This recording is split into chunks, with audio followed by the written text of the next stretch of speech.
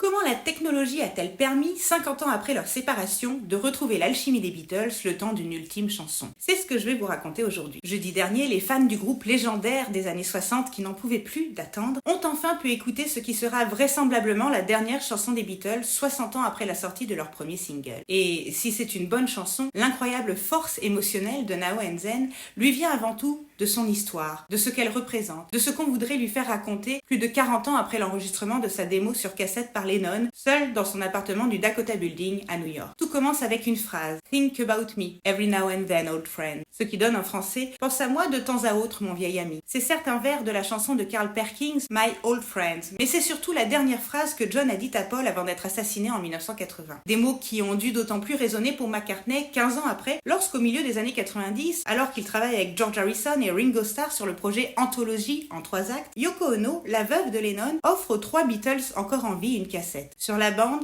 4 démos de chansons sont enregistrées par son ex-mari. Grow Old With Me, qui n'est pas un inédit puisque publié sur Milk and Honey, l'album posthume de John, Free as a Bird et Real Love, qui ouvriront respectivement le premier et deuxième album de l'anthologie et qui tentent de faire ressusciter John, et le fameux Now and Then. Une ligne de basse est rajoutée par Paul, Ringo s'occupe de la batterie et George commence à enregistrer une partie de guitare rythmique. Mais l'enregistrement de John est de si mauvaise qualité qu'il est impossible, avec la technologie à disposition à ce moment-là, de nettoyer correctement le son et surtout de récupérer la voix de Lennon, trop souvent écrasée sous le piano, pour la rendre exploitable. Paul, George et Ringo doivent se rendre à l'évidence, John Lennon n'est définitivement plus, et faute de moyens techniques, le projet est mis au placard. Une décennie plus tard, un spectacle sur Broadway appelé Lennon utilise la chanson, dont l'existence commence à s'ébruiter entre les fans du groupe. Des enregistrements pirates circulent, on se demande si ce titre sortira un jour, alors quand en juin dernier, Paul McCartney lâche dans une interview qu'une nouvelle chanson des Beatles vient d'être achevée, imaginez l'effervescence dans le milieu. Construite en secret, tout est matière à spéculation. Comment les Beatles, dont il ne reste que 2 membres sur 4, peuvent-ils sortir un titre? Quoi? L'intelligence artificielle?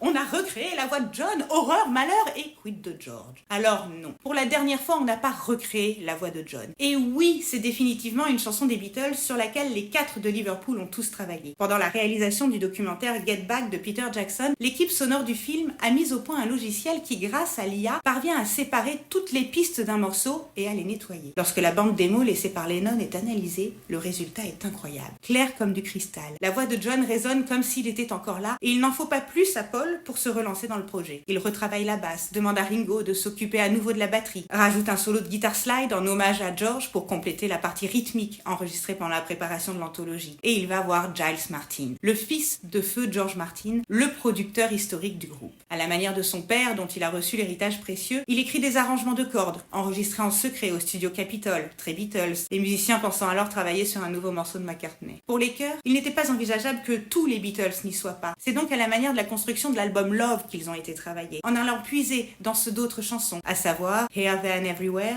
Eleanor Rigby et Because. Le résultat, un titre très lennonien, en plein d'une mélancolie palpable où les voix de Paul et John semblent s'adresser l'un à l'autre, comme à l'époque, en harmonie parfaite. Difficile de croire que l'un n'est plus, tant sa voix est puissante, difficile de ne pas vouloir penser de façon très émotionnelle que ces mots n'ont pas été écrits pour l'autre, tant elle fait écho à la situation d'aujourd'hui. Now and Then est la conclusion d'une sublime histoire d'amitié qui fait fi des lois de la physique. Défiant l'espace-temps, la technologie a permis pour une dernière chanson de réunir les Beatles et le clip réalisé par Peter Jackson met en exergue la profondeur de l'amitié qui les liait au-delà des querelles, l'humour qui les a toujours habités et cette passion démesurée pour la musique et la création. Difficile de ne pas être bouleversé par Now and Then ou quand l'art est plus fort que la mort.